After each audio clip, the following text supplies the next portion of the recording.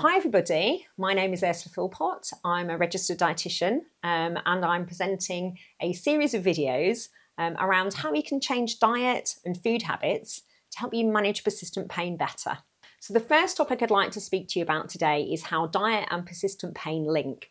I'm often asked why or how is there a link between diet and pain, but we increasingly have research to show that the diet is indeed linked to persistent pain. So diet can link to persistent pain through something called inflammation in the body.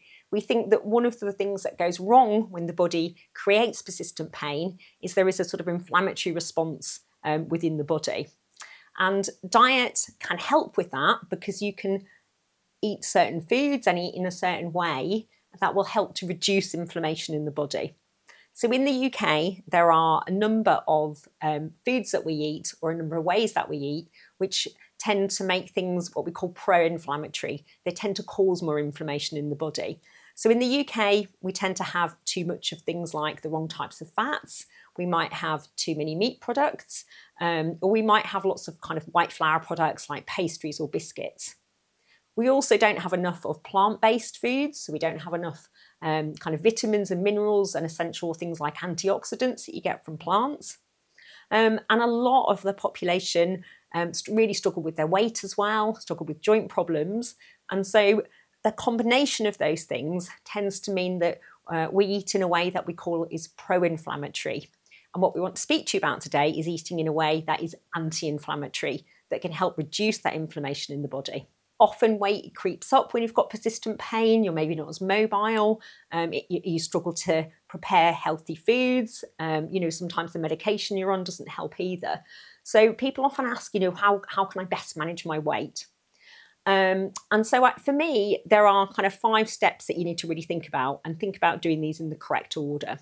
So number 1 for me is identifying emotional eating or binge eating. So if you feel you don't have much control over what you eat, you spend time comfort eating, binge eating, or yo-yoing between restricting what you eat and overeating, then the solution is not to put yourself on some sort of diet. What we'd ask you to do is seek professional help from a member of the Rethinking Pain team. There's plenty of help out there for things like emotional eating or binge eating, and that has to be tackled first. So that's the number 1 thing. Number 2 tip is to plan. Plan what you eat, plan the meals over the week and plan what you're eating over the day. Plan to try and eat regularly and have some nutritious meals across the day. Once you've planned your meals for the week, it's then really easy to identify if what we call unplanned food comes in. If you'd planned to eat healthily on a Friday, you found yourself at home in the evening and suddenly you're eating loads and loads of biscuits, that's what we call unplanned food. And then a professional from the team can help you really think about problem solving. Why did that unplanned food come into my life? What caused me to overeat on that occasion? And that insight will be really helpful in helping you to come up with ideas to reduce that unplanned eating. So once you've got those couple of first steps in place, then we're have a look at your plan for the week and decide, how can I make some small changes to improve the quality of my diet? What can I add in and where? So it might be that you need to add some fruit and vegetables somewhere. It might be that you need to add a vitamin D tablet somewhere or some high fibre cereals or bread somewhere. So have a look at the diet and think, what changes do I need to make? And make those one at a time. Make those small changes one at a time. My last tip on weight management is to be really realistic about how much weight you lose. So we're looking for that 5% weight loss, that quite a small amount of weight loss. And to get that 5% down, we really need to reduce the calories or the energy intake over the day by about 20%. Just reducing intake down a tiny amount, the body tends to cope quite well with that. We need a bit more of a significant reduction to tip it into actually losing weight. So for most people, that's around a kind of 20% reduction. For some people, it can even be a sort of 25% reduction to the energy they have across the day. So I'm a really big fan of planning meals. If you plan your meals across the day, it can really help you to make use of the ingredients that you've got in the cupboards. It can help to stop waste, so you're not buying lots of foods and then wasting it. So kind of planning your meals across the day and planning your snacks across the day can also mean that you don't have to think about it in the moment. You don't have to go into the cupboards and think, what can I make for lunch, or what am I going to eat now? You know, you've already thought about that, and you've already got the things in necessary to make those lunch or snack items. We tend to get people to plan their meals because it helps with shopping as well. It helps you with a shopping list to go shopping for the specific things you need.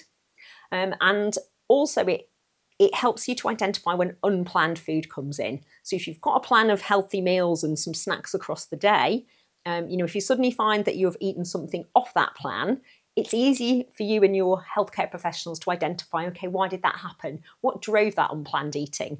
And dig into a bit of problem solving around that. Planning can be particularly helpful when you're living with persistent pain. You know, you may have events that are unexpected, you may have flare-up days, days where things just don't go as planned. And actually, if you've got a stock of kind of backup, quick and easy meal recipes or ideas that you can fall back on, it makes those days a lot easier. You're not having to think about what to eat and how to eat it on days when you need to concentrate on just looking after yourself. So thank you for listening to the video today. This is one of a series of videos that you can access from the Rethinking Pain website or the Rethinking Pain YouTube channel. In addition to that, we also have a diet therapy workshop that runs, and you can see a member of the Rethinking Pain team if you would like to access that workshop.